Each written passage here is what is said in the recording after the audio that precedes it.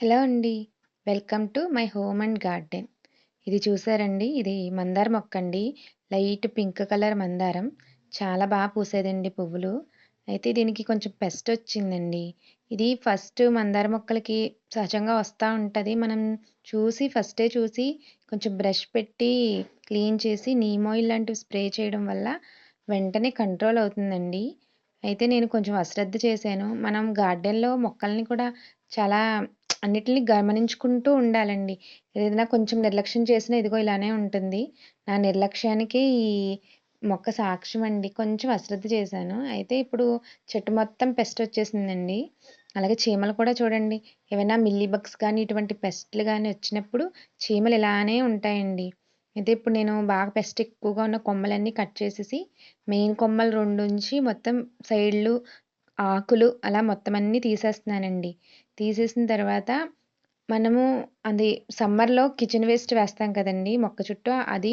అలాగే 2 ఇంచుల మట్టి కూడా తీసేసి, కొత్తగా మన కంపోస్ట్ మట్టి, నీమ్ కేకు కలిపి వేస్తానండి పైన. అలాగే మనం ఈ తీసిన ఆకులు, ఈ కిచెన్ వేస్ట్‌లో కొమ్మలు గాని, కిచెన్ వేస్ట్ తయారు చేసే దాంట్లో వేయకూడదండి. మన కంపోస్ట్ మట్టిలో వేయకూడదు.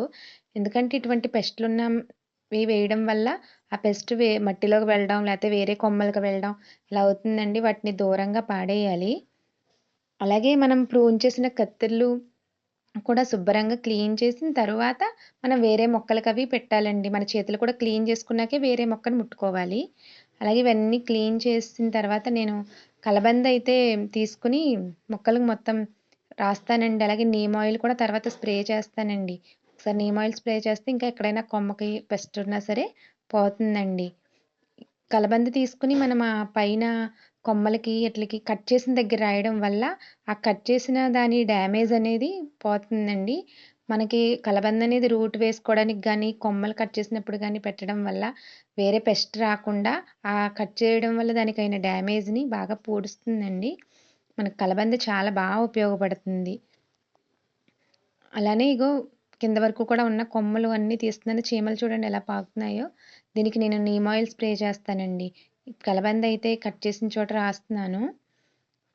హ్మ్. ఇవే ఎలా ఉందో చూసి నా మొక్క తర్వాత ఇది ఎలా రివే బ్రతికిందో, ఎలా మళ్ళీ కొమ్మలు వేసిందో నేను మళ్ళీ ఇంకోసారి చూపిస్తానండి.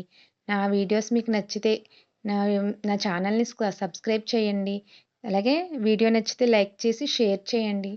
థ్యాంక్ యూ అండి. అందరూ బావుండాలి. అందులో మనముండాలి. బాయ్ అండి.